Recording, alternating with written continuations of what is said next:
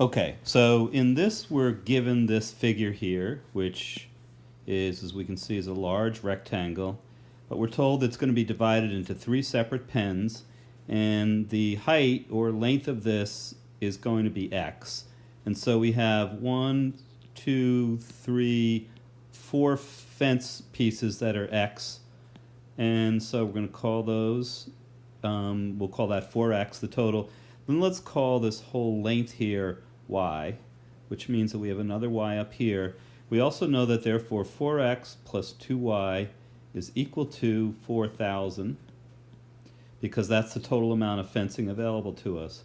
What that means then is that 2y is equal to 4,000 minus 4x, and y is equal to therefore 2,000 minus 2x. Now the reason that we want to do that is because we want to have everything expressed in terms of one variable only. And in this case, I think it's easier to have it expressed in terms of x. Okay, so now we need an expression for the thing that we're trying to maximize here, which is the total area of this thing. And as we can see, that total area is going to be x, this one dimension here, times our other dimension here, which is y, or 2,000 minus 2x. That's going to be equal to our area. Now we can see that clearly that this thing is going to reach a value of 0. That means a will be equal to 0 when, and if we look at this factored form, we can see clearly that when x is 0, we're going to have an area of 0, or when this is equal to 0, or 2,000 minus 2x is equal to 0. So in other words, when x is equal to 1,000. So because we have our two y-intercepts here, we know that the x value of our vertex, call this x vert, is going to be equal to the average of these two, halfway between 0 and 1,000, or 500. So that means that we're going to have x is equal to 500, y will be equal to 2,000 minus 2x, or 2 times 500, or in other words, equal to 1,000.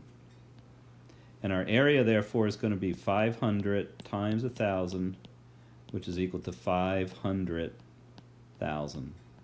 That's going to be our maximum area. So, for example, if we went to x is equal to 400, then we would get that y would be equal to 2,000 minus 2 times 400, which would be 1,200. And then our area would be equal to 400 times 1,200, which would be equal to 480,000, or a little less than we got with x equals 500. Similarly, if we went to x is equal to 600, we're going to see, because of the parabola symmetry, that we're going to end up with y equals 600 minus, or I'm sorry, equals 2,000 minus 2 times 600, or 1,200, equals 800. And so we're going to get our area now is equal to 800 times 600 equals, again, 480,000. And that's not surprising, because as we moved in either direction from the x vertex of 500, either down 100 to 400 or up 100 to 600, we get the same values for our quadratic. So it's clear that we're moving down as we move to the left or to the right from our x value of 500, which we said is our maximum value. Okay, let's take a look at our next problem here. Okay, this quadratic has no real roots. What is the range of possible values for k? As soon as we see this, no real roots, we're immediately thinking about the equation b squared minus 4ac, and there are three possibilities. It's greater than 0. That's going to give us two real roots, because when we take the square root of this in the quadratic formula, we will get a value, and then we're adding that and subtracting that from negative b over 2a, and that means we'll get two values. Second possibility, b squared minus 4ac is exactly equal to 0. That means that we're going to get one real root, and that root will also be the vertex, which means that the vertex lies exactly on the x-axis.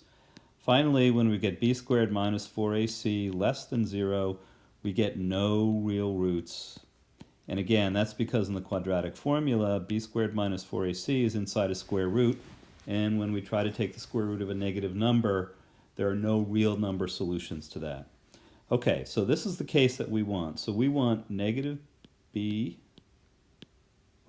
squared, or negative 5 squared, minus 4ac, so 4 times 2 times k, has to be less than 0, which means 25 minus 8k is less than 0. 25 is less than 8k. 25 eighths is less than k, or in other words, k is greater than 3.125.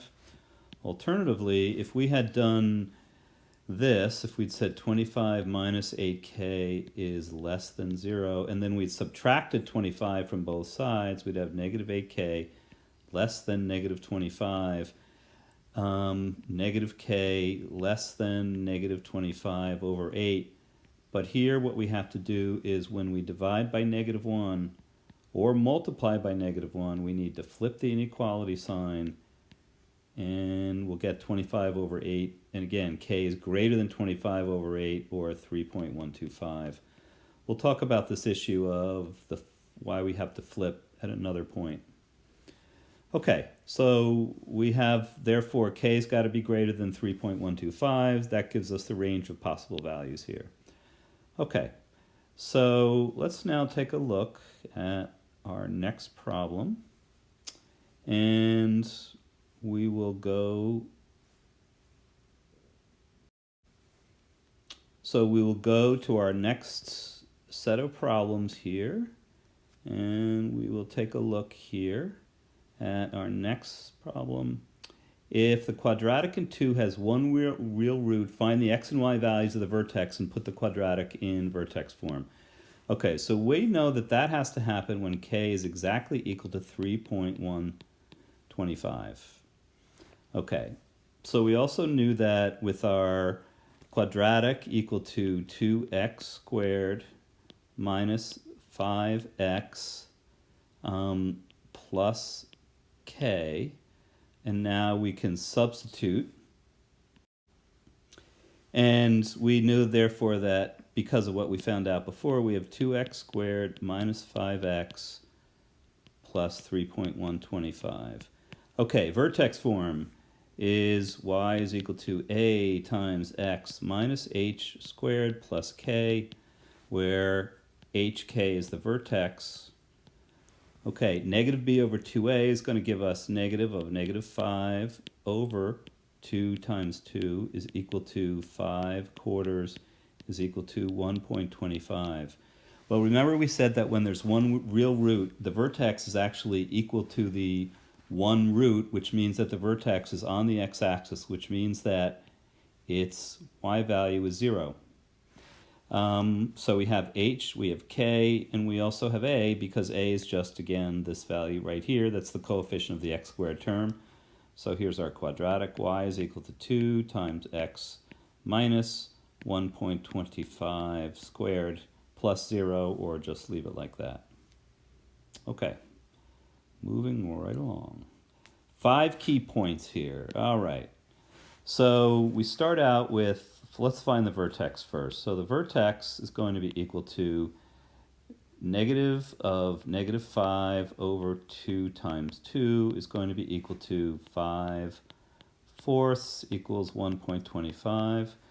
The y value of the vertex is then equal to that number plugged into our equation. So we're going to get 2 times 5 fourths squared, minus 5 times 5 fourths minus 3, which is going to give us 5 fourths squared is 25 sixteenths, and times 2 is 50 sixteenths, which becomes 25 eighths. So we end up with 25 over 8 minus 25 over 4 minus 3. This 25 eighths minus 25 fourths is going to give us negative 25 eighths, which is negative 3.125, same thing we got from the last problem, minus another 3, is equal to negative 6.125. So our vertex then is equal to 1.25 negative 6.125. Okay, then our y-intercept is going to be equal to, they all have an x value of 0, and in this case the y value is just negative 3, which we can see from the c value here. The reflection of the y-intercept is going to be just because we said we have our y-intercept at 0, negative 3, and we have our vertex at 1.25, negative 6.25, so our reflection, we have to go over 1.25 to get to our line of symmetry, which goes right through our vertex. Then we have to go over another 1.25 to get to our reflection here. So this point is going to have the coordinates 1.25 plus 1.25, or 2.5, and then the same y coordinate as our x-intercept, or I'm sorry, y-intercept. So we get that. And so this ends up being always just double the x value of the vertex, or double 1.25. Okay, so we have our vertex here, we have our y-intercept, we have our reflection of our y-intercept at 2.5, I'm sorry, this should be negative 3, excuse me, negative 3, not 6, negative 6.25. That negative 6.25 came from the vertex, not from the y-intercept, so this should be negative 3. All right, now we need our roots. So we have our quadratic formula, negative b plus or minus the square root of b squared minus 4ac over 2a, which is going to give us negative of negative 5, so we end up with positive 5, plus or minus the square root of negative 5 squared minus 4 times a, which is 2, times c, which is negative 3, all over 2a, or 2 times 2. This ends up giving us 5 plus or minus the square root of 25 plus, in this case, 24, so we end up with 49 over 4, and that's going to give us 5 plus 7 over 4, 5 minus 7 over 4, and those come out to be 12 over 4, or 3, negative 2 over 4, or negative 1/2. Okay, one note here, when this b squared minus 4ac yields a perfect square, as it did here, it always means that our quadratic is factorable, and we can factor it. We know, therefore, let's see, the only way we get to 2x squared is with a 2x and an x. The only way we get to negative 3 is 3 times 1, or negative 3 times, it's negative 3 times 1, or 3 times negative 1, and we need to have a negative 5x, so if we put the negative 3 here, and the plus 1 here, that gives us negative 3 times 2x is negative 6x, 1 times x is positive 1x, so we get negative 5x. This works, and that again gives us x is equal to 3, x is equal to negative 1/2, yep, negative 1/2, make that clear here, as our two roots. So we have our final 2 points, excuse the messiness of this, as 3, 0, and negative 1/2, 0. Okay, so we have the 1 point here, which is our vertex. We have point number 2, which is our y-intercept. We have point number 3, which is our reflection of the y-intercept. We have points 4 and 5 as our two roots. Okay, B. Let's go on to B. All right. First of all, our vertex. We have negative of negative 2 over 2 times a, which is 1. So that's going to give us 2 over 2 is equal to 1. When we substitute that in, we're going to get 1 squared minus 2 times 1 plus 2 is going to give us 1. So that means that our vertex is equal to 1, 1. Okay. Y-intercept is going to be equal to 0, 2. Reflection of y-intercept is going to be equal to, again, we said double our x value for the vertex, 2, and then same y value as our y-intercept, so that gives us that point. All right, let's quickly do a b squared minus 4ac check. The reason we want to do that now is because we want to quickly see whether we are going to have real roots here.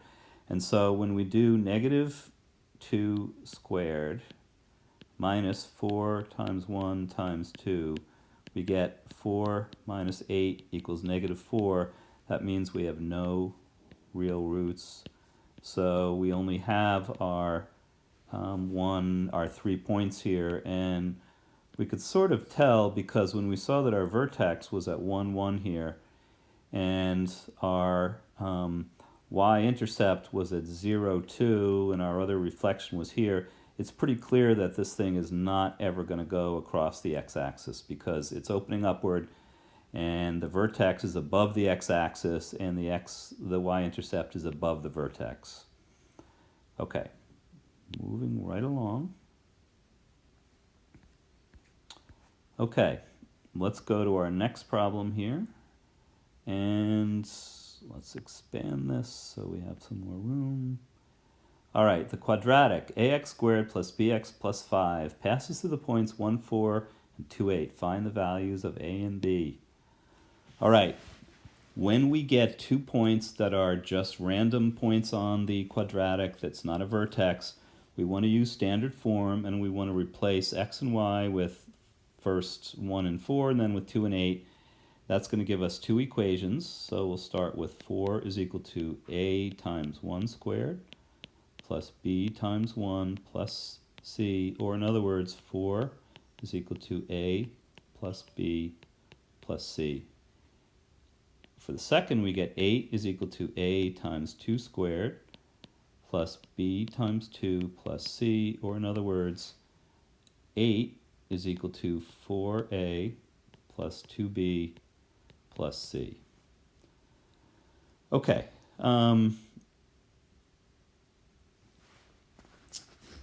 Actually, now we can replace c with 5 because we were given 5, so we can replace the c with 5. And so we're going to end up here with 4ab plus 5, and we're going to end up with a plus 5 here. Okay, so now we have these 2 equations, and we want to get rid of either a or b. So let's multiply the second equation, or the first equation, by 2 to get 8 is equal to 2a plus 2b plus 10, and then we'll subtract here. And that will give us 0 is equal to 2a minus 5. So a is equal to 5 over 2 is equal to 2.5. Now we can go ahead and substitute back in, and let's substitute back into this equation just because it's easier. So we'll get 4 is equal to 2.5 plus b plus 5. So 4 is equal to 7.5 plus b. Negative 3.5 is equal to b. And so we have our 2 values. A is equal to 2.5. B is equal to negative 3.5. So our quadratic has to be 2.5 x squared minus 3.5 x plus 5. And we know that's going to have to pass through the points 1, 4, and 2, 8. Okay, next one here, we have 5 key points of this quadratic.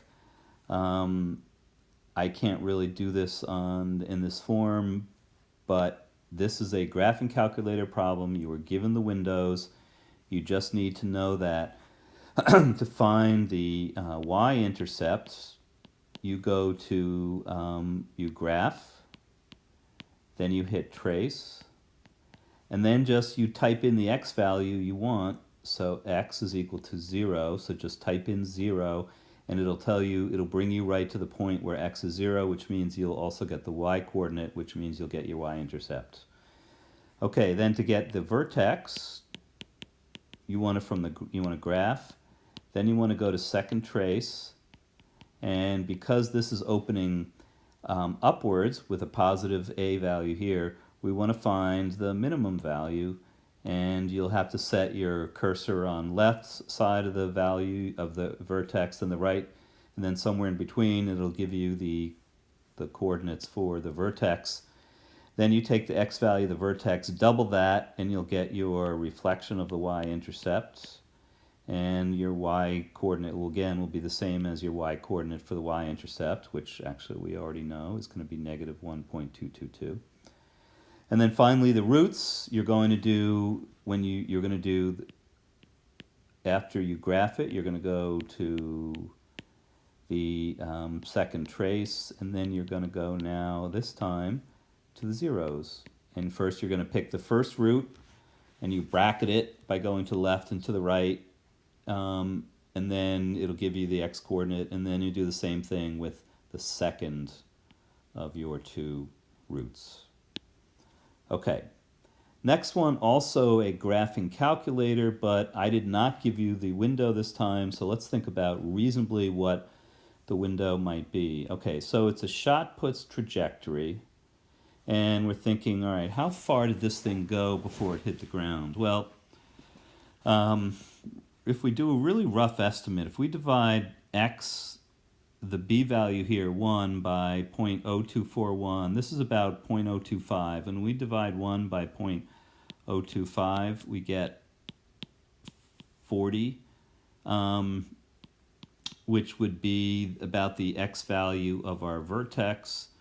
So, I don't know, I figure it's safe to have an x max of maybe 100, and I would say a y max also of 100. And the idea here is that this thing is going to look sort of like this, and we're saying basically we don't care about what happens back here. Here's where the shot put starts, and it's 5.5 feet off the ground when it starts, because that's presumably the height of the shot put when the person's holding it. And we want to figure out what happens as it moves this way, and when does it hit the ground here. So when its height is 0, we want to find the x value, and that's going to tell us how far the shot has traveled before it reached the ground. Here, we're going to find the vertex. And again, I posted the work through solution so you can see all that on those. I won't be able to talk you through it on this particular sheet. Okay, let's go through and go to number 8, which I said to skip. Let's go to number 9, directrix and focus point for the quadratic.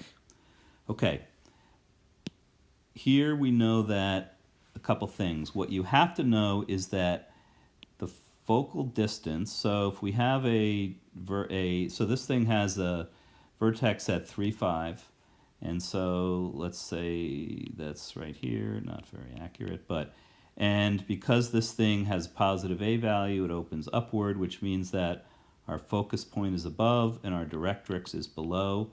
And we know that this distance straight down from the focus point to the vertex is our focal distance, and that's the same distance as the vertex to the directrix.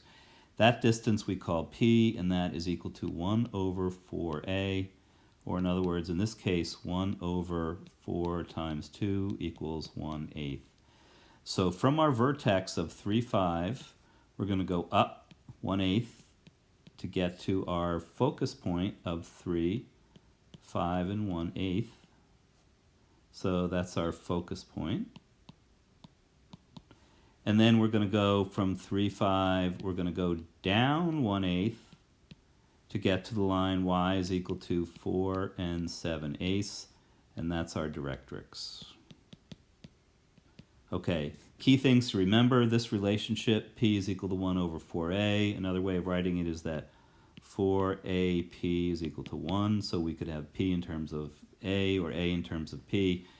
And then second, that the vertex and the focus point have the same x value, and that the focus point is always inside the parabola, so it's above the vertex when the parabola opens upward, it's below when it opens downward.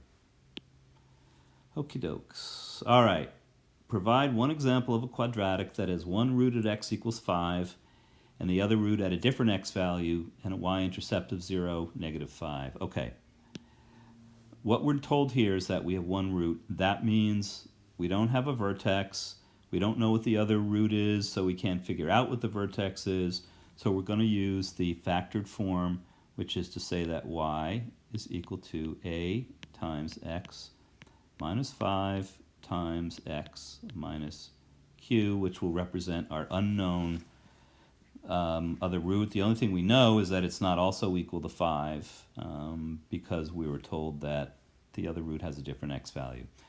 Okay, so now we go back and we know that it passes through the point 0, -5, so we're going to substitute that in to get -5 equals a times 0 minus 5 times 0 minus q, which means that we're going to get -5 equals a times -5 times -q, or -5 is equal to 5qa, or dividing by 5, -1 is equal to qa.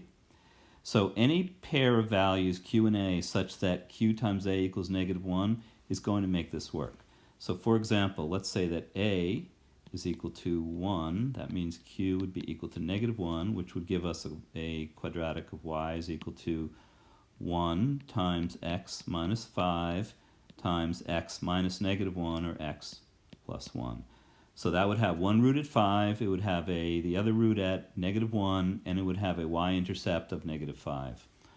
Alternatively, we could have said, let's say a would be equal, so this was a is equal to 1. Let's say a is equal to 1/4. Now we're going to get 1/4 times x minus 5 times, and again, we know that qa has to equal -1, so now q will be equal to -4. This would give us x plus 4. So now we're going to have a quadratic that has roots at 5 and -4, but will also pass through the point 0, -5. Okay, so once we know the relationship between q and a here, we can pick either q or a, and we'll automatically be able to calculate the other value.